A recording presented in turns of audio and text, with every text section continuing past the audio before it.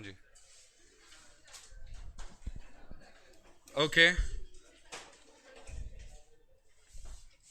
अब वाउचिंग किस चीज़ का होता है, मैंने आपको पहले भी समझाया था। वाउचिंग हमेशा किस चीज़ का होता है भाई? वाउचिंग होता है अपने पीएनएल के आइटम्स का। किसका? पीएनएल के आइटम्स का। चलो, अब आईसीआई के काम करते हैं। आईसीआई के निकालते हैं अपन पेपर्स। ठीक है, प्रीवियस ईयर के पेपर्स निकालते हैं, उसको वेरीफाई करते हैं।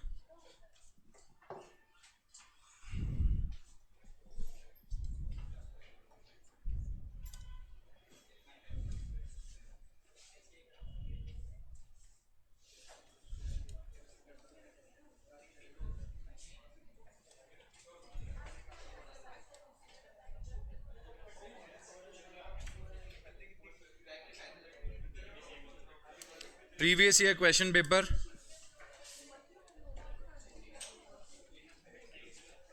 हाँ जी, प्रीवियस ईयर क्वेश्चन पेपर्स आप लोग के सामने है सारे के सारे। ठीक है, तो लेट्स स्टार्ट विथ योर मई 2022। मई 22 से चालू करते हैं।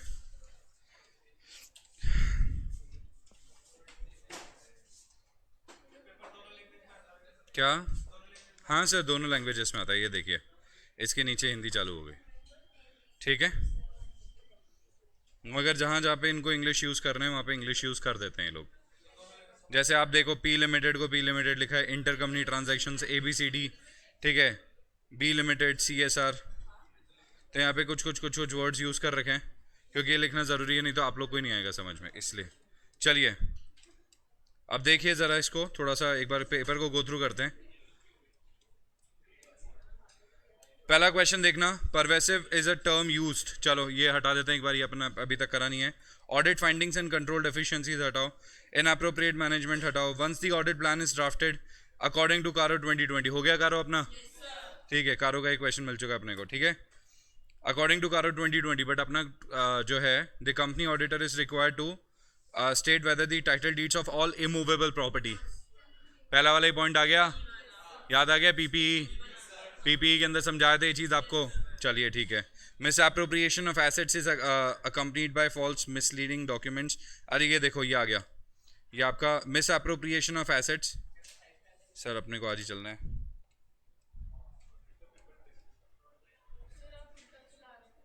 तो अच्छा ऐसे ही चलेगा ये इसका? ठीक है भाई, नहीं मतलब ऐसे दोनों में सिलेक्शन हो सकता है ना, बट ठीक है, चलो कोई बात नहीं। Miss appropriation of assets is often accompanied bye false or misleading records of documents in order to conceal the fact that the assets are missing or have been pledged with proper authorization।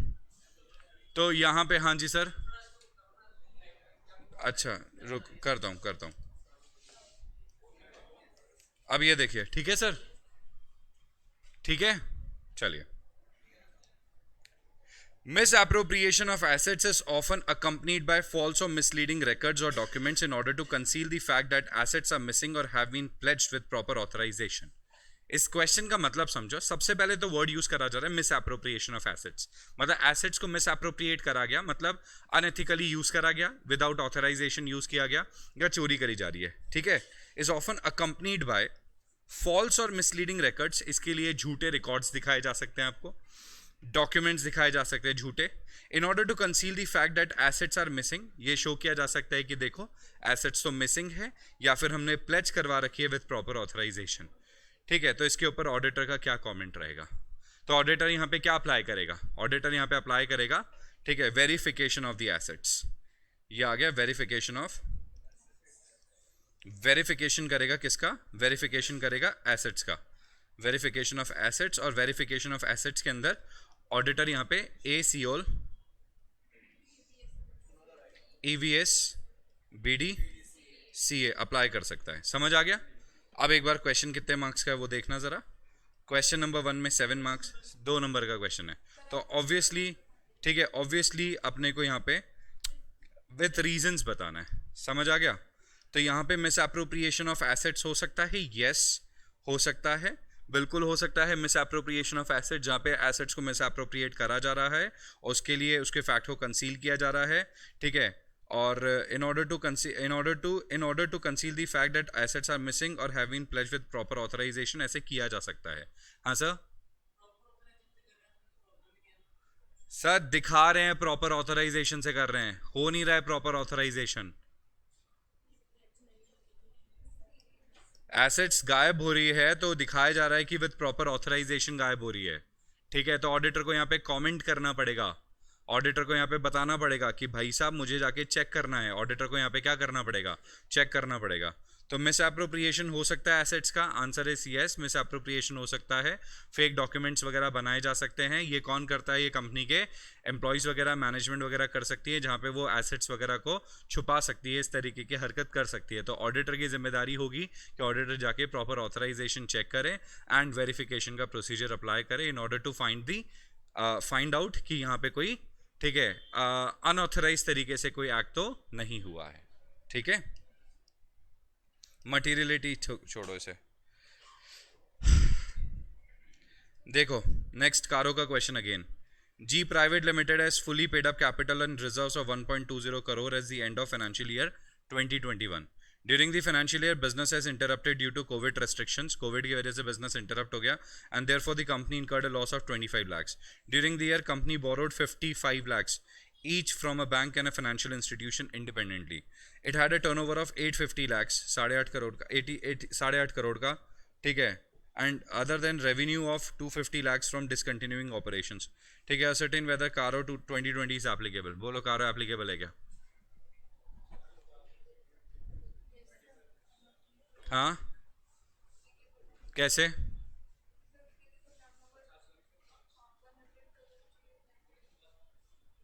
Boring स्थिति चाहिए होती है।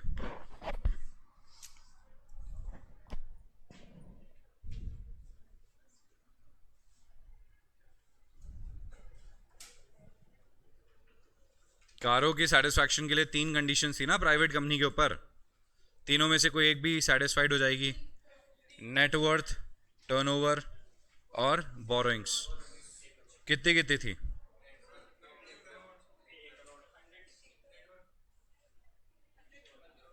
100 crore, 100 lakhs, net worth 100 lakhs, turnover 500 lakhs और borings 50 lakhs। Check कर रहे हो यहाँ पे हो रहा है क्या बोरिंग्स की कंडीशन सेटिस्फाइड?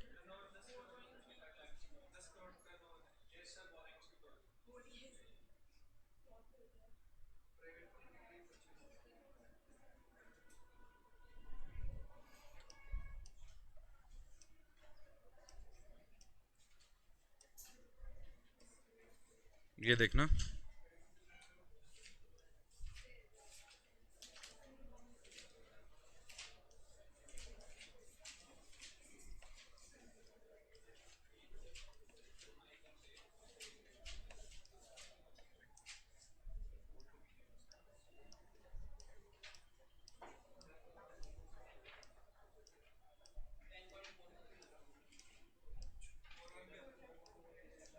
कितने पे है? इसी पे है ना?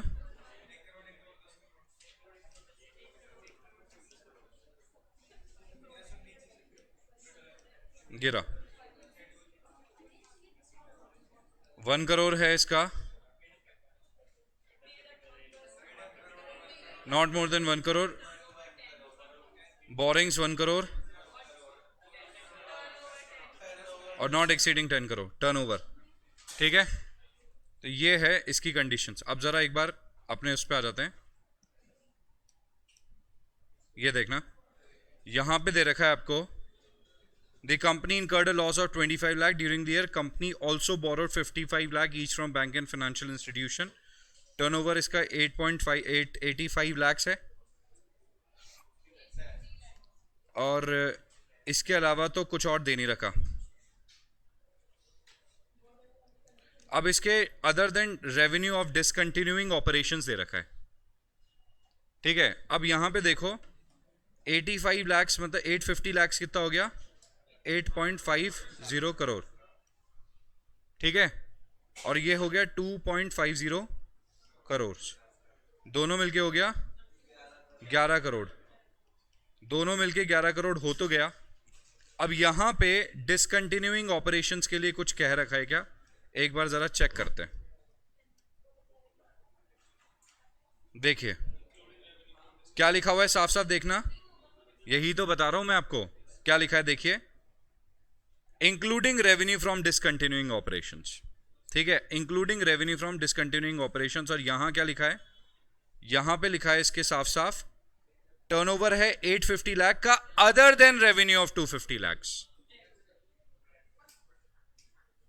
भाई 250 लाख का अलग से है रेवेन्यू,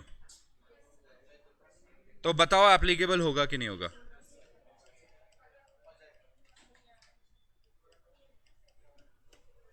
बोलो, आ गया समझ में? तो एप्लीकेबल है, एप्लीकेबल है कि नहीं है? यस ठीक है, कारो के ऊपर आ गया दूसरा क्वेश्चन। ठीक है, तो कारो अकेला कितने का आ चुका है? 6 नंबर का। ओके जी, क्योंकि लॉ में दे रखा है ना, यही तो मैंने पढ़ा है अभी। ये देखो,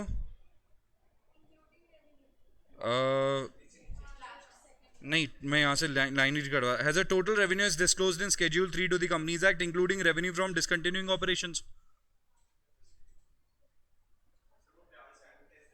हाँ हाँ हाँ हाँ, आ गया समझ में? स्पेसिफिकली लिखा है including revenue from discontinuing operations exceeding 10 crore. अब समझ आ गया? ठीक है, ये ध्यान रखने की बात है। चलिए आगे देखते हैं अब। Tree Limited represented its financial statements for the financial year to the auditor for expressing an opinion. The auditor, while carrying out the audit, started comparing various items of P&L for the year ended with audited financial statements. What is auditor trying to achieve by carrying out these comparisons? ये basically आपका जो ये जो है ना, ये बोल रहा है कि ट्री लिमिटेड जो है उसने फाइनेंशियल स्टेटमेंट्स दिखाए। For expressing an opinion, the auditor, while carrying out the audit, started comparing various items of P&L current year के डेटा को पिछले साल के डेटा से कंपेयर करने लग गया। तो ये अपने यहाँ पे नहीं एप्लीकेबल हो रहा है, कंपनीज एक्ट जो अपन ने पढ़ा है वो चीज़ एप्लीकेबल नहीं हो रही है। ठीक है, यहाँ पे एनालिटिकल प्रोसीजर्स लग रहा है। ठीक है, लास्ट ईयर के डेटा को चेक करके उसमें ट्रेंड्स और रेशियोज वगैरह निकालने की कोशिश करना। ठीक है, C N auditor express opinion without ascertaining whether financial statement whole, नहीं, ड्रॉइंग कैश क्रेडिट लिमिट, ये तो बैंक ऑडिट का है।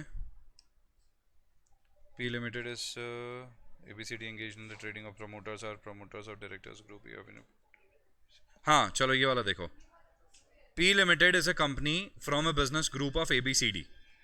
तो इसका बिजनेस ग्रुप कौन सा है? ABCD. And is engage in the trading of garments. काम क्या है इसका? गारमेंट मैन्युफैक्चरिंग का, ट्रेडिंग ऑफ गारमेंट्स का। The promoters of the company are promoters and directors of other group companies also. You have been appointed as an auditor of P Limited. P Limited has entered into various company transactions with group companies during the year, which are outside the normal course of business. What will be your duties as an auditor in relation to those transactions? नहीं नहीं नहीं नहीं यार, आपके ये CSR,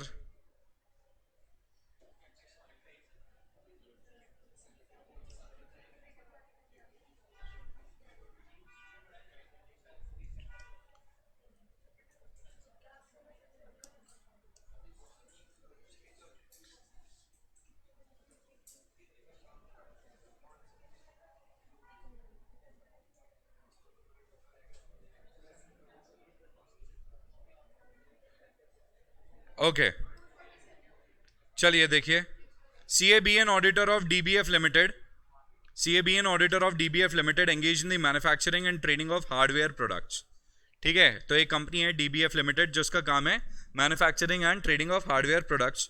while auditing got aware of some of the secrets of the company, company के कुछ secrets के बारे में पता लगा।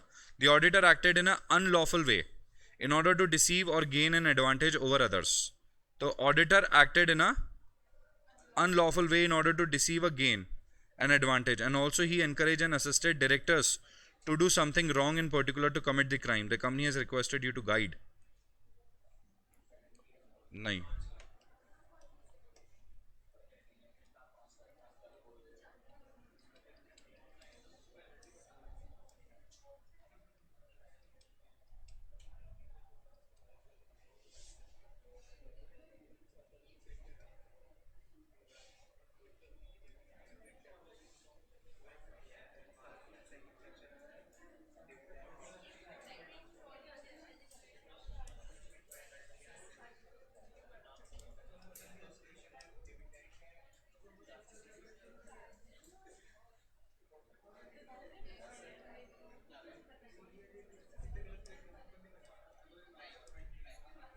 ओके, बी पॉइंट एक मिला है.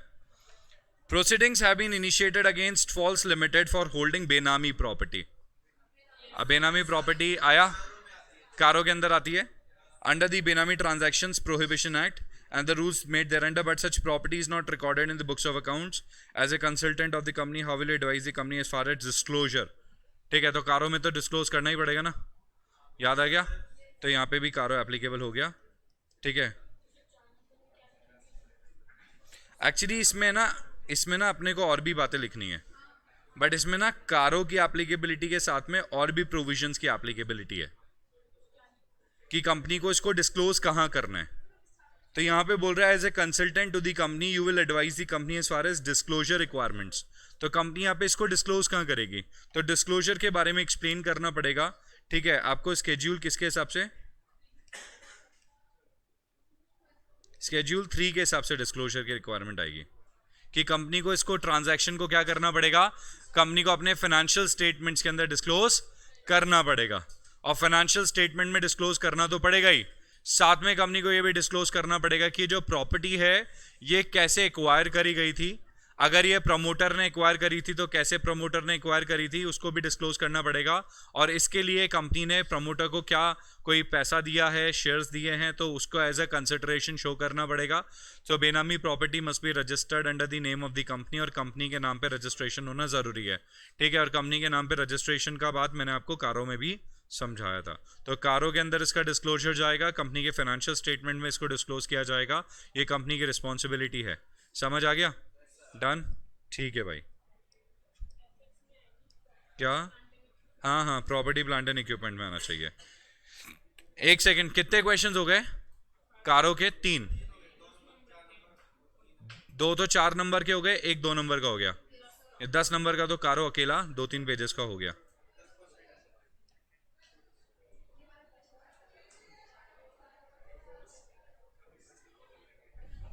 अब देखो सुनो, Messrs T&N Company Chartered Accountants, a partnership firm, is appointed as a auditor of treatment hospital. अच्छा, ये तो अगला चैप्टर है. ठीक है, जो अगला चैप्टर अपन करने वाले ना, हाँ, डिफरेंट एंटिटीज, उसका ये D limited is engage in publishing business magazines. C is और statutory company is taking property in a barter deal in real estate. Customers having publication their properties obtained during the year through the barter deals have been considered in the books of accounts on the basis of possession letter only, and is included in the PP in the financial. Considering the matter importance that fundamental to the user, CAP is decided to communicate this. Okay. अब देखो इसमें नहीं यार, छोड़ो इसको, audit report में डालेंगे. इसके अंदर कारों की एप्लीकेबिलिटी आएगी. 6 वाले पॉइंट में हुआ ये कि एक कंपनी है जिसका बिजनेस पब्लिशिंग और मैगजीन्स के अंदर पब्लिश करने का काम है. तो सामने वाले से मेरे को पैसे लेने थे, तो सामने वाले एंटिटी से मैंने पैसे लेने के बजाय, सामने वाले एंटिटी से अपन ने पैसे लेने के बजाय क्या कर लिया, सामने वाले एंटिटी से अपन ने, ठीक है, पैसे लेने की जगह अपन ने उसको बोला कि तू एक काम कर, ठीक है, तो प्रॉपर्टी दे दे. तो उसने हमें प्रॉपर्टी दे दी. तो प्रॉपर्टी प्लांट एंड इक्विपमेंट के अंदर हमारे पास प्रॉपर्टी आ चुकी है. तो क्वेश्चन ये है कि प्रॉपर्टी प्लांट एंड इक्विपमेंट में इसका डिस्क्लोजर कैसे किया जाएगा, और ऑडिटर को इसके बारे में अपनी ऑडिट रिपोर्ट में किस तरीके से डिस्क्लोजर देना पड़ेगा. तो ऑडिटर को अपनी ऑडिट रिपोर्ट में तो डिस्क्लोजर देना ही देना है, कारों के अंदर डिस्क्लोजर देना ही देना है इस चीज़ का. प्रॉपर्टी प्लांट एंड इक्विपमेंट को उसने चेक किया कि नहीं किया. भाई इसके अलावा एक्चुअली क्या है, इसका जो डिस्क्लोजर है, ठीक है, वो एम्फेसिस और मैटर पैराग्राफ में भी जाता है. तो इसका आधा आंसर तो कारों से जाएगा और आधा आंसर एम्फेसिस और मैटर पैराग्राफ से जाएगा. आपको मैं एक चीज़ बता देता हूँ, आज आपके जो ऑडिट के आंसर्स है ना, आपके जितने भी ऑडिट के आंसर्स जाएंगे, वो ज़रूरी नहीं है कि सिर्फ एक चैप्टर से ही जा रहे हो. उसके अंदर एक साथ 3-4 चैप्टर्स की एप्लीकेबिलिटी है, 3-4 अलग अलग प्रोविजंस की एप्लीकेबिलिटी हो सकती है. ठीक है, तो जैसे अपन ने क्या किया, हाँ जी सर, हाँ, जैसे अपन एक क्वेश्चन का आंसर कर रहे हैं, अपने को एक क्वेश्चन का आंसर करना है. ठीक है भाई, we have to answer one question. आप समझो, अपने को एक क्वेश्चन का आंसर करना है. जैसे अभी जो मैं क्वेश्चन करा रहा हूँ आपको, ठीक है, इस क्वेश्चन का आंसर करना है. अब इस क्वेश्चन का आंसर करते टाइम पे, जैसे मैं, ये आपके सामने क्वेश्चन है, अब इसमें एक नहीं, इसमें दो तरीके से आंसर जा रहा है. हाँ, तो जितने चैप्टर से आंसर जाएगा, आपको यहां पे क्या करना है, आप लास्ट लाइन देखो एक बार इसकी. CAP seeks your guidance in reporting this matter in its audit report. CAP जो है वो बोलता है कि भाई साहब मेरे को एडवाइस दे दो, मेरे को अपनी रिपोर्ट में दिखाना ही है। अब CAP आपसे एडवाइस मांग रहा है, समझ रहे हो? तो जब वो अपने से एडवाइस मांगेगा तो ये बोलता है ऑडिट रिपोर्ट। तो भाई ऑडिट रिपोर्ट में कारो नहीं आती क्या? कारो क्या है फिर? कंपनी ऑडिटर रिपोर्ट ऑर्डर ही तो है, तो ये कंपनी रिपोर्ट ही तो जाएगी। तो आपको नहीं लगता कि अगर आपने सिर्फ एम्फेसिस ऑफ मैटर पैराग्राफ पे बेस आंसर कर दिया, जहां पे आपने ऐसे 706 की एप्लीकेबिलिटी दिखा दी, तो ये कारो की एप्लीकेबिलिटी नहीं जाएगी क्या? जाएगी ना। तो यही मैं आपको कह रहा हूं कि जो भी क्वेश्चंस होते हैं, ठीक है, बीच बीच में आपने देखा होगा मैंने आधे क्वेश्चन पढ़े फिर मैंने छोड़ दिए। ऐसा नहीं है कि वहां पे कंपनीज एक्ट की एप्लीकेबिलिटी नहीं हो रही है, मगर उसमें कुछ और प्रोविजंस की एप्लीकेबिलिटी हो रही है, इसलिए मैंने आपको कहा कि रोक दो अभी। अब 4 नंबर के आंसर्स में 2 चीजों की 2 प्रोविजंस की एप्लीकेबिलिटी आ रही है तो आ रही है, और जितने की एप्लीकेबिलिटी आएगी आपको लिख के आना पड़ेगा। तो अभी वो चैप्टर्स अपने हुए ही नहीं है, तो वो जो चैप्टर्स जब होंगे तो आपको वो एप्लीकेबिलिटी के कॉन्सेप्ट समझ आने लग जाएंगे। समझ आ गया? ठीक है, इसलिए internal audit is not only analysis the effectiveness, ठीक है, हटाओ उसे। A senior member of the firm, Core and Associates Chartered Accountants, informed to the auditing staff that at the time of auditing report regarding corresponding figures, अब साफ साफ पता लग रहा है corresponding figures ऐसे 710, while the company is working in an automated environment, ठीक है, इसमें नहीं है। The accountant of CHB Limited is observed that amount received from Mr. A has been recorded in the account of Mr. B, and this mistake was found at the time of telling the account statement provided by Mr. A. What type of error this is? तो ये तो है ही नहीं इसमें, मतलब errors वाले के अंदर जाएगा ये। Okay, that is a different chapter. तो आपने देख लिया करीब ऐसे 12 नंबर का, मतलब 10 नंबर का कारो, 10 के अलावा एक अभी आया था ना, तो 14 नंबर का, तो 14 मार्क्स का कारो की एप्लीकेबिलिटी आ रही है। ये लास्ट ईयर के पेपर के हिसाब से है। अब जरा मैं एक काम करता हूँ, दिसंबर 21 का पेपर उठा के देखता हूँ एक बार, ठीक है। इंटरनल कंट्रोल, प्रॉफिट बिफोर, ठीक है, इन्वेंट्री, चलिए ये वाला पॉइंट देखो एक बार। When inventory under the custody and control of the third party is material to the financial statement, the auditor can obtain, नहीं नहीं नहीं नहीं नहीं नहीं नहीं,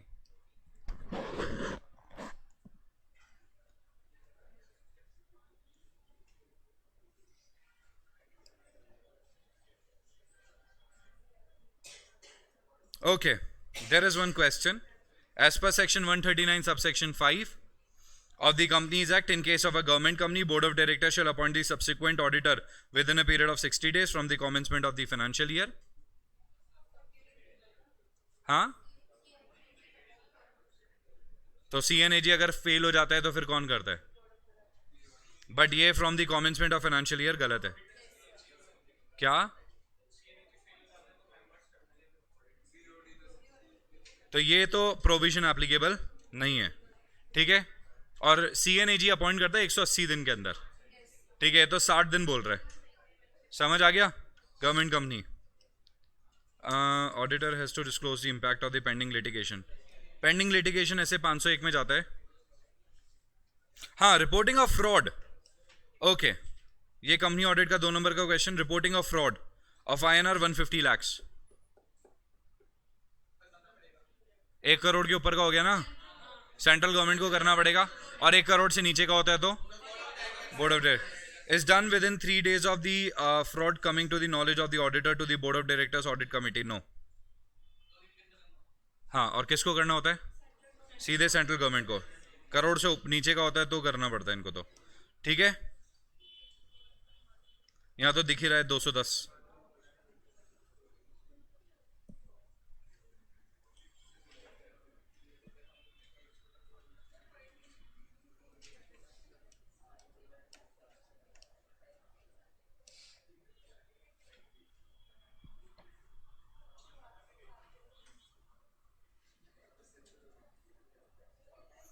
ओके ओके ओके, ये लीजिए, ये आपका क्वेश्चन आ गया।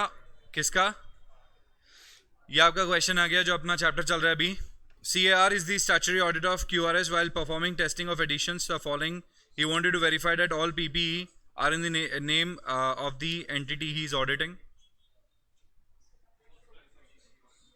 जो भी प्रॉपर्टी प्लांट एंड इक्विपमेंट है वो किसके नाम पे होने चाहिए? कंपनी के नाम पे होनी चाहिए, ठीक है। तो इसको वेरीफाई करना है। For all additions of land and building in particular the ownership desires to have, ठीक है, concrete evidence about the ownership. The auditor wants to know whether the entity has a valid legal ownership. Advise the auditor for the audit process. ये बोल रहा है कि आपको इसमें right and obligations पे कमेंट करना है। तो इन तीनों चीज़ों के ऊपर देखो, ये तीन चीज़ें हैं जो ऑडिटर को वेरीफाई करनी है। तो आप तीनों चीज़ों को एक्सप्लेन करना है, ठीक है, in reference to the rights and obligations. तो आपको पता है ना, अपन ने क्या देखा था, ASEOUL EVSBDCA। ओके, अब यहां पे ए से ऑथराइजेशन हो जाएगा, तो ऑडिटर को यहां पे ऑथराइजेशन तो चेक करना है, ठीक है। स्केड्यूल हटाओ, एविडेंस हटाओ, ठीक है। ओ से क्या था, ऑब्लिगेशन एंड राइट्स, तो ये आ गया ऑब्लिगेशन एंड राइट्स। सिर्फ यही इस पे एक्सप्लेन करना है क्योंकि 4 नंबर का क्वेश्चन है। अब आपको ऑब्लिगेशन एंड राइट, मेरी बात समझो, ऑब्लिगेशन एंड राइट के अंदर ऐसा मत करिए ना कि सिर्फ obligation and right he explain करके आ गए। आप इसके अंदर और भी बातें डिटेल में एक्सप्लेन कर सकते हो। कैसे? ऑब्लिगेशन का मतलब सबसे पहले समझाना आप कि ऑब्लिगेशन का मतलब होता है कि कंपनी के ऊपर कोई लायबिलिटी है क्या, ठीक है, तो that becomes an obligation for the company. Right का मतलब होता है जिसके ऊपर आपका क्या है, जिसके ऊपर आपका, जिसको आपने एक्वायर कर रखा है प्रॉपर्टी को, आपने परचेज कर रखा है प्रॉपर्टी को, and every property which is acquired by the company. सुनो क्या बातें चल रही है आप लोग के बीच में। Every property which is acquired by the company becomes right for the company. अब यहां पे अपन ने सबसे पहले तो ये एक्सप्लेन कर दिया, ठीक है। सबसे पहले बोलता है all PPE are in the name of the entity he is auditing, ठीक है। तो सारी ऑडिटर को जाके चेक करना पड़ेगा सबसे पहले, ठीक है, कि जो भी प्रॉपर्टी परचेज करी है वो ऑथराइज्ड होनी चाहिए, एंड जो भी प्रॉपर्टी परचेज हुई है वो किसके नाम पे होनी चाहिए, कंपनी के नाम पे होनी चाहिए। अगर वो प्रॉपर्टी कंपनी के अलावा किसी और के नाम पे है, किसी और के नाम पे है, तो ऑडिटर को यहां पे एक प्रॉपर स्केड्यूल मेंटेन करना पड़ेगा और डिस्क्लोज करना पड़ेगा कारों के हिसाब से भी, ठीक है। यहां पे डिस्क्लोजर जाएगा कि वो एंटिटी ने किसी और के नाम पे ले रखी है और उसके क्या रीजंस है। तो यहां पे साथ में बोर्ड ऑफ डायरेक्टर्स को और मैनेजमेंट को डिस्क्लोजर देना पड़ेगा कि प्रॉपर्टी दूसरों के नाम पे क्यों है और अभी तक कंपनी के नाम पे ट्रांसफर क्यों नहीं हुई है। समझ आ गया पहला पॉइंट? तो जिसमें क्या एक्सप्लेनेशन आ रहा है। फिर क्या, हाँ, तो राइट्स एंड ऑब्लिगेशंस को पूरा एक्सप्लेन करना है। To establish the rights and obligations, क्या बोल रही है, क्या ऑडिट प्रोसीजर ऑडिटर फॉलो करेगा to undertake to establish the rights and obligation. तो राइट्स एंड ऑब्लिगेशन को एस्टैब्लिश करने के लिए वो क्या प्रोसीजर फॉलो करेगा। तो प्रोसीजर क्या फॉलो करना है, हमें वो पूरा प्रोसीजर एक्सप्लेन करना है। तो पूरा प्रोसीजर में तो ASEOUL EVSBDCA जहां जहां एप्लीकेबल हो रहा है वो आपको बताना पड़ेगा, क्योंकि इसको एस्टैब्लिश करना है राइट्स एंड ऑब्लिगेशन। आप एक बात बताओ, राइट्स एंड ऑब्लिगेशन एस्टैब्लिश करने के लिए, ठीक है, कंपनी ने इसको परचेज करा होगा, तो ऑथराइज पर्सन ने ही तो परचेज करा होगा ना, ये भी तो चेक करना पड़ेगा। For all additions to land and building in particular the auditor desires to have concrete evidence about the ownership. तो अब यहां पे आपको एविडेंस को एक्सप्लेन करना पड़ेगा। आप कह रहे हो ये मेरा राइट है, तो भाई आपका राइट कैसे है कि सर हमने खरीदा था इसलिए हमारा राइट है। अरे तो बाबा खरीदा था तो खरीदने के एविडेंस तो होंगे, तो वो क्या एविडेंस आपके पास है। तो आगे ना ई वाला पॉइंट एविडेंस, तो एक्सप्लेन करना पड़ेगा। ये बोल रहा है एस्टैब्लिश कैसे करे राइट्स एंड ऑब्लिगेशन। तो राइट्स एंड ऑब्लिगेशन को एस्टैब्लिश करने के लिए जो जो आपके वेरिफिकेशन के पॉइंट्स एप्लीकेबल होंगे वो तो आपको लगाने ही पड़ेंगे। समझ आ गया? ठीक है भाई, राइट्स एंड ऑब्लिगेशन अपने आप में काफी डिटेल टॉपिक है। राइट्स एंड ऑब्लिगेशन जो है वो सिर्फ अपने, ठीक है, वेरिफिकेशन के प्रोसेस में ही नहीं आता, इसके अलावा अलग अलग जगह पे भी यूज किया जाता है। जैसे चैप्टर नंबर 1 अगर आप स्टडी करते हो तो चैप्टर नंबर 1 के अंदर भी, ठीक है, जब अपन बात करते हैं कि ऑडिटर को क्या करना है, ऑडिटर की क्या क्या ड्यूटीज है, ऑडिटर को किस तरीके से ऑडिट करनी है, तो उसके अंदर भी एक टॉपिक आता है जहां पे राइट्स एंड ऑब्लिगेशंस के बारे में डिस्क्रिप्शन दिया जाता है, बात करी जाती है। चैप्टर नंबर 1 की बात कर रहा हूं मैं ऑडिट के, तो वहां पे भी अपना राइट्स एंड ऑब्लिगेशन। तो राइट्स एंड ऑब्लिगेशन अपने आप में काफी डिटेल टॉपिक है जिसके बारे में कभी भी पूछा जा सकता है। तो इसलिए राइट्स एंड ऑब्लिगेशन को स्टैब्लिश करने के लिए आपको यहाँ पे डिस्क्रिप्शन देना ही पड़ेगा बाकी के वेरिफिकेशन के प्रोसेस का। समझ आ गया? डिस्क्रिप्शन देना ही पड़ेगा बाकी के वेरिफिकेशन के प्रोसेस का।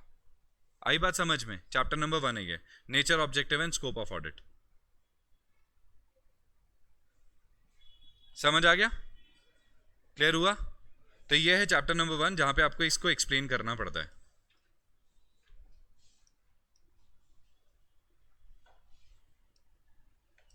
चलो आगे देखते हैं।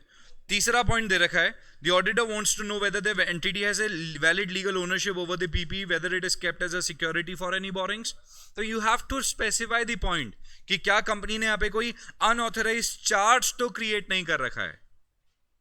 तो इसके लिए ऑडिटर को वेरीफाई करना पड़ेगा प्रॉपर प्रॉपर्टी के डॉक्यूमेंट्स, और उसको प्रॉपर्टी के डॉक्यूमेंट्स देखने पड़ेंगे, प्लस ये देखना पड़ेगा कि प्रॉपर्टी के डॉक्यूमेंट्स के ऊपर कोई चार्ज तो क्रिएट नहीं है। तो इसके लिए ऑडिटर को आरओसी के पास जो रजिस्टर ऑफ चार्जेस होता है, ठीक है, उसको भी वेरीफाई करना पड़ेगा कि ये जो प्रॉपर्टी है वहां पे चार्ज क्रिएटेड तो नहीं है इसके ऊपर। समझ आ गया? तो यहां पे इस राइट एंड ऑब्लिगेशन को प्रूव करने के लिए हमें और भी पॉइंट्स का इस्तेमाल करना पड़ेगा, तब जाके मैं राइट एंड ऑब्लिगेशन को प्रूव कर पाऊंगा। समझ आ गया भाई? अल्टीमेटली क्या है? अल्टीमेटली कारो बोलता है कि आपको जाके वेरीफाई करना है बिल्डिंग कि बिल्डिंग अपनी है कि नहीं है। तो उस बिल्डिंग को वेरीफाई करने के लिए आपने इतने सारे पॉइंट्स लगाए, तो वेरीफाई करना क्या है कि हमारा राइट है कि नहीं है, इसके ऊपर कोई ऑब्लिगेशन तो क्रिएट नहीं हो रखा। जब हमें जाके चीजें वेरीफाई करनी है तो हमें सारी की सारी चीजें चेक करनी पड़ती है। हमें सारी की सारी चीजें चेक करने का मतलब क्या हो गया? हमें जाके, ठीक है, इनका देखना है कि ऑथराइज पर्सन ने ही परचेज करा हो, स्केड्यूल को हटा दो, उसके एविडेंस चेक करने पड़ेंगे, इसका डिस्क्लोजर चेक करना पड़ेगा, और किसी और के नाम से है तो उसका डिस्क्लोजर अलग से करना पड़ेगा, कारों को अप्लाई करना पड़ेगा। मैं आपको ये चीज समझा रहा हूं कि अगर आप ये सोच के चल रहे हो कि एक क्वेश्चन में, पर्टिकुलर एक क्वेश्चन में सिर्फ एक ही चैप्टर के प्रोविजंस एप्लीकेबल हो जाएंगे, तो बेटा ऐसा नहीं है। ऐसा होता तो एक चैप्टर में एक ही ऐसे होता। आपके एक चैप्टर में 10 ऐसे क्यों मिलते हैं आपको? क्योंकि हर चीज आपस में कनेक्टेड है। ऑडिट करते टाइम पे मेरे इतने सारे जो स्टैंडर्ड्स हैं, जो 37 ऐसे मेरे को दे रखे हैं, ठीक है, इसके अलावा जितने भी लॉस की रिक्वायरमेंट है, बेटा सारी की सारी रिक्वायरमेंट एक साथ अप्लाई करनी पड़ती है मुझे। तो जहां जो चीज अप्लाई हो रही है वो चीज, बच्चा गलती क्या करता है? नंबर क्यों नहीं आते ऑडिट में? वो इसलिए नहीं आते क्योंकि you are stick to only one provision. आपको लगता है यहां पे अच्छा राइट एंड ऑब्लिगेशन, तो अब आप 4 नंबर के क्वेश्चन में right and obligation, asset should be the right of the company, auditor shall verify the evidence. अरे क्यों? राइट एंड ऑब्लिगेशन जब इंस्टीट्यूट ने 4 चैप्टर्स में यूज किया है, तो आप कौन होते हो कि जिसके एक ही चैप्टर का रेफरेंस लिखने वाले? और एक चैप्टर का रेफरेंस लेके आओगे, मतलब एक सिंगल प्रोविजंस का रेफरेंस लेके आओगे, and then you are expecting institute to give you marks. Audit में तो नंबर ही नहीं आते। यही रीजन है। This is the biggest reason why we are not scoring, ठीक है, मार्क्स इन आवर ऑडिट। क्योंकि हम सोचते हैं एक डायमेंशन से। एग्जामिनर बोलता है भाई 4 जगह से आंसर निकल रहा है तो लिख क्यों नहीं रहा तू? ए वर्ड लिमिट को छोड़ दो एक बार के लिए। हाँ, ये नहीं होना चाहिए कि वर्ड लिमिट के नाम पे तुम 6 पेजेस भर के आ रहे हो, वो नहीं चाहिए मेरे को। बट ये मत सोचना कि अरे एक पैराग्राफ बहुत है, 4 नहीं भाई, अगर पूरा पेज भर रहा है तो भरने दो। पॉइंट्स तुम्हारी तरफ से सारे जाने चाहिए। आप चेक कर लेना, और इंस्टीट्यूट का कभी भी सजेस्टेड आंसर से अपन को कभी उठा के देखें ना, 3 नंबर का आंसर हो सकता है कि आधे से ज्यादा पेज का जा रहा है, 4 नंबर का हो सकता है थोड़ा सा कम जा रहा हो। पॉइंट सारे इंक्लूड होने चाहिए। प्रोविजन पे डिपेंड करता है। अगर प्रोविजन बड़ा है तो वो ज्यादा लिखना ही पड़ेगा अपने को। कभी कभी बड़े प्रोविजन इजी भी तो हो सकते हैं भाई। समझ आया आपको बात? तो इसलिए जहां पे 3 से 4 चीज की एप्लीकेबिलिटी आ रही है, तो 3 से 4 चीज की एप्लीकेबिलिटी लगा के फिर आंसर को एक्सप्लेन करना, ठीक है। P&L account of the various types of rent. अच्छा चलो ठीक है। अब लो, P&L account of the organisation shows various types of expenses like, ऊपर आ गया 4 नंबर का वाउचिंग वेरिफिकेशन का एक क्वेश्चन, ठीक है। अब वाउचिंग वेरिफिकेशन में भी डाल सकते हो, कारों में भी डाल सकते हो, है 3-4 जगह की एप्लीकेबिलिटी उसकी, ठीक है। दूसरा, profit and loss account of an organisation shows various types of expenses like rent, power, fuel, repairs, maintenance, insurance, travelling, miscellaneous. कहां जाता है ये? हाँ, एसपीएल के फॉर्मेट के अंदर एक्सपेंसेस की कितने हेड्स होते हैं? 5। हाँ, 5 हेड होते हैं ना, 5 तरीके के खर्चे, कौन कौन से? पहला तो होता है, हाँ क्या? कॉस्ट ऑफ मटेरियल कंज्यूम्ड होता है पहला। दूसरा होता है डेप्रिसिएशन अमोर्टाइजेशन।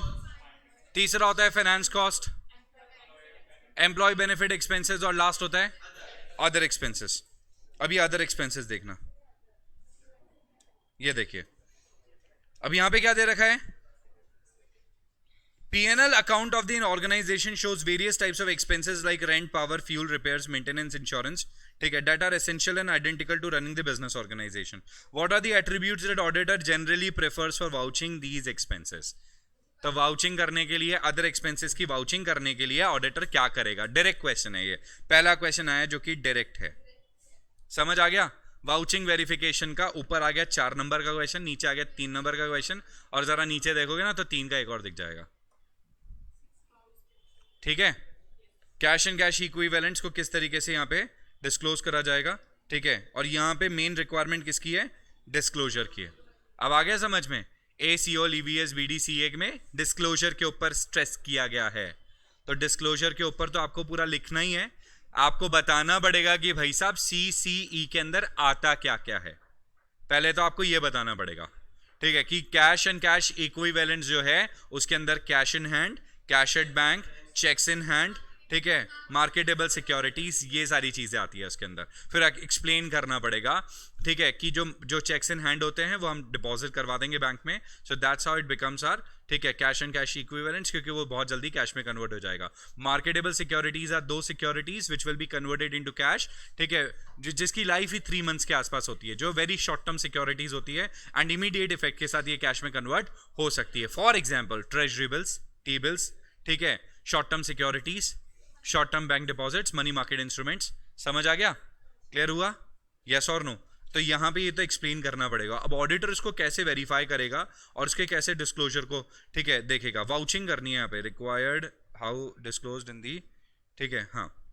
अब इसकी क्या हो जाएगी, इसकी वेरिफिकेशन हो जाएगी। तो वेरिफिकेशन में अपने को वेरिफिकेशन में चेक करना पड़ेगा कि इसमें बैंक कंपनी ने कोई एफडी तो नहीं करा रखी, एफडी तो इसके अंदर गलती से नहीं आ गई है, स्केड्यूल 3 के हिसाब से हमें डिस्क्लोज करना पड़ेगा, समझ आ गया क्या? ठीक है, तो ये सारी बातें यहाँ पे ऑडिटर को लिख के आनी पड़ेगी। और ऊपर वाले में एक बार मैं बात कर रहा था पहले, ठीक है, ऊपर वाले में वाउचिंग के वो पॉइंट्स बताओगे?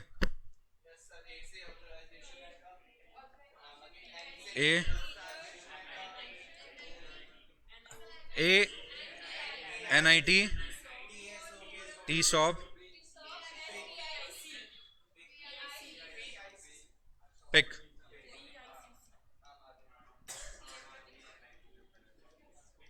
ओके, ठीक है। तो ऑथराइजेशन में चेक करेंगे कि जो भी एक्सपेंसेस हुए हैं वो प्रॉपरली ऑथराइज्ड होने चाहिए, ठीक है। जो भी अदर एक्सपेंसेस हो रहे हैं लाइक रेंट, पावर, फ्यूल, ये सब ऑथराइज्ड होने चाहिए। तो ऑडिटर चेक कर सकता है, फॉर एग्जांपल रेंट अग्रीमेंट देख सकता है और रेंट अग्रीमेंट के अंदर कितना रेंट दिख रहा है वो देख सकता है। रेंट अग्रीमेंट अगर रेंट इंक्रीज हुआ है तो चेक कर सकता है कि रेंट अग्रीमेंट में कितना इंक्रीमेंट के बारे में दे रखा था, समझ आ गया एग्जाम्पल में।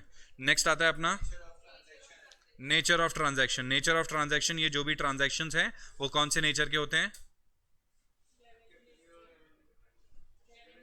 ये जो भी ट्रांजैक्शंस होते हैं ये रेवेन्यू नेचर के होते हैं। कोई कैपिटल नेचर का जो ट्रांजैक्शन होगा वो इसके अंदर नहीं आना चाहिए। फॉर एग्जांपल लिख के आ जाना कि wages paid, for example wages paid for installation of machinery, ठीक है, या फिर आपने कोई कुछ काम के लिए किसी लेबर को कोई पेमेंट दिया है तो that should be capitalise and should not be included here. Next आता है इंटरनल कंट्रोल। कैसा है? ऑडिटर वेरीफाई करेगा internal control of the entity, ठीक है, whether it is operating effectively और नॉट। टी से 2 and more अकाउंट्स अफेक्टेड। अब ऑडिटर यहाँ पे चेक कर लेगा कि 2 and more अकाउंट्स अफेक्ट हो रहे हैं क्या। जैसे फॉर एग्जांपल, ठीक है, जैसे कोई आउटस्टैंडिंग इंश्योरेंस वगैरह तो नहीं है, ठीक है, या प्रीपेड चार्जेस तो नहीं है, उसको ऑडिटर यहाँ पे क्या कर लेगा, वेरीफाई कर लेगा।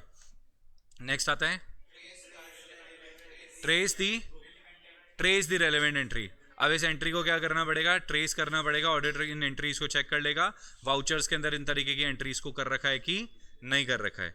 नेक्स्ट आता है सपोर्टिंग डॉक्यूमेंट्स में वाउचर देख लेंगे, ठीक है। इसके अलावा जैसे जो भी रिपेयर्स एंड मेंटेनेंस में बिल्स वगैरह आए होंगे वो देख लेंगे। इंश्योरेंस कंपनी इंश्योरेंस का पैसा दिया है तो इंश्योरेंस का जो आपने इंश्योरेंस कवर नोट होगा, इंश्योरेंस कवर नोट होगा, वो देख लेंगे, ठीक है। इसके अलावा पावर एंड फ्यूल के जो खर्चे हैं तो इलेक्ट्रिसिटी बिल्स वगैरह जो गवर्नमेंट की आई है वो सब चेक कर लेंगे। और रेंट अगर देना है तो रेंट का इनवॉइस जो आया होगा वो उसको वेरीफाई कर लेंगे। नेक्स्ट आता है ऑप्टेन एक्सटर्नल इन्फॉर्मेशन। हम एक्सटर्नल इन्फॉर्मेशन ऑप्टेन कर सकते हैं, जैसे कि रेंट का एक्सटर्नल इन्फॉर्मेशन ले सकते हैं, ठीक है। ट्रैवलिंग एजेंसी से हम एक्सटर्नल इन्फॉर्मेशन ले सकते हैं जिसमें अगर बहुत ज़्यादा ट्रैवलिंग चार्जेस एंटिटी के अंदर दिखा रखे हैं तो। नेक्स्ट एआरपी अपन परफॉर्म कर सकते हैं कि लास्ट ईयर के मुकाबले इन सब के एक्सपेंसेस में कितना फर्क आ रहा है। जैसे लास्ट ईयर के मुकाबले रेंट के ऊपर कितना परसेंट का फर्क आ रहा है, फ्यूल रिपेयर्स के ऊपर कितना परसेंट का फर्क आ रहा है, इंश्योरेंस या ट्रैवलिंग चार्जेस के ऊपर। For example auditor identified that travelling charges are doubled this year, ठीक है। तो ऑडिटर कैन वेरीफाई दिस, ठीक है। डबल हो रहे हैं तो ऑडिटर क्या कर सकता है, मैनेजमेंट से पूछ सकता है कि क्यों ये डबल हो गए। समझ आ गया?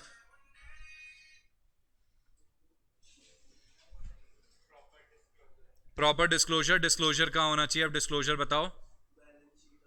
अरे भाई बैलेंस शीट के अंदर क्यों होगा, पीएनएल के अंदर होगा, पार्ट 2 ऑफ कंपनीज एक्ट 2013, उसके अंदर एक्सपेंसेस के अंदर अदर एक्सपेंसेस के हेड में। समझ आ गया? ठीक है। नेक्स्ट आता है जो भी एक्सपेंसेस होंगे वो कंपनी के विद इन इंटरेस्ट होने चाहिए, ऐसा नहीं है कि कंपनी के अगेंस्ट जा रहे हैं, ठीक है। नेक्स्ट आता है अब ठीक है यार हटा दो यार, ठीक है। मतलब हर जगह हर चीज़ थोड़ी अप्लाई करनी है। ये 3 नंबर का क्वेश्चन है, कट ऑफ ही हटा दो। तीन, अच्छा कट ऑफ में डाल सकते हो वो इंश्योरेंस वाला। If there is any prepaid insurance of the last year this should become expense of the current year. और अगर इस साल का अगर प्रीपेड है तो इस साल के खर्चों में नहीं आना चाहिए, वो हट जाना चाहिए, वो नेक्स्ट ईयर के खर्चों में आएगा, ठीक है। समझ आ गया क्या?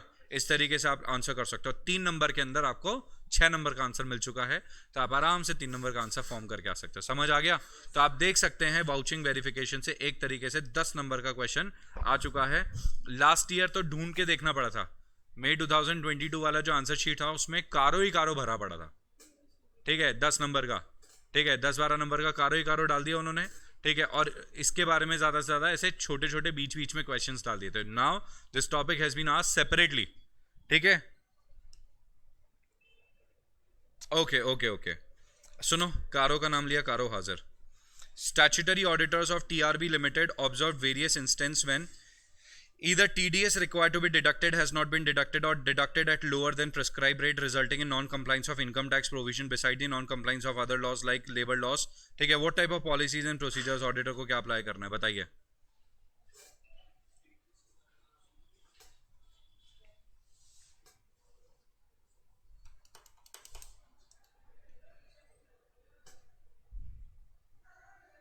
देखो ऑडिटर जब ऑडिट करने जाते हैं ना तो इसे चेक करने पड़ते हैं जो अलग अलग लॉस एंटिटी के ऊपर एप्लीकेबल होते हैं नहीं होते उसको। अब वो क्या है, एक्चुअली प्रॉब्लम ये है कि वो ऐसे अपने कोर्स से हट चुका है, ठीक है। ऐसे 250,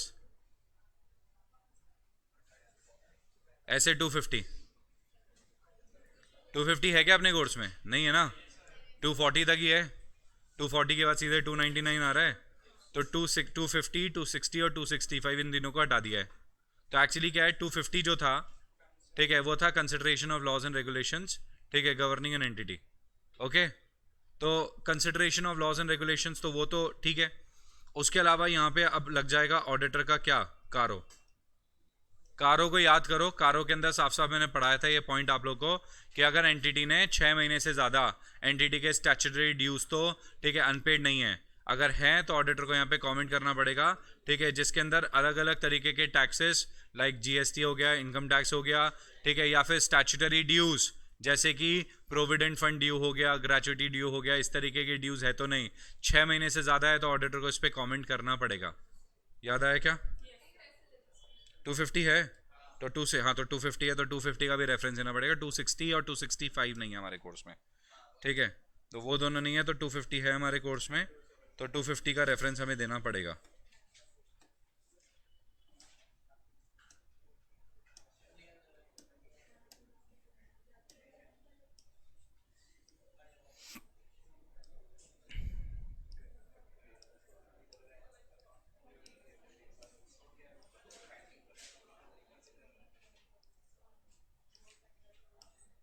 ये रहा 7th ए देखना एक बार, whether the company is depositing undisputed statutory dues वगैरह वगैरह वगैरह वगैरह टाइमली जमा करा रही है ना, और ये रहा 6 महीने मिल गया, तो ऑडिटर को इस पे कारों पे रिपोर्ट करना पड़ेगा पॉइंट नंबर 7 पे। और ऊपर से अगर उसके ऊपर क्या चल रहा है, ऊपर से अगर कोई केस वेस चल रहा है तो बात अलग है। समझ आ गया, क्लियर हो गया?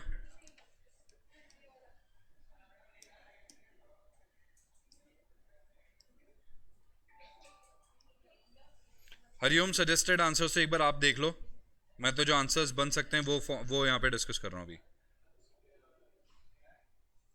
चलो भाई समझ आ गया क्या पूरा ये? ठीक है, आपको कारों की एप्लीकेबिलिटी, क्वेश्चंस की एप्लीकेबिलिटी। अच्छा नीचे देखो कारों के ऊपर ही दे रखा है, money raise from public issue, private placement of shares, ये तो कर ही सकते हो। और सुनो नीचे फिर से आ गया correctness of PNL, correctness of PNL मतलब वाउचिंग हो गया ना, पीएनएल को वेरीफाई करना।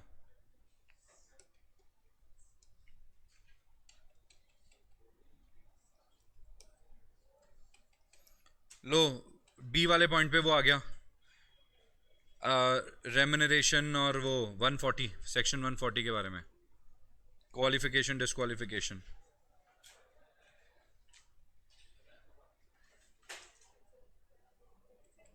डी पॉइंट में फिर से कारो आ गया, 6th का A1 6 वाले क्वेश्चन के अंदर reporting of fraud by the auditor आ गया।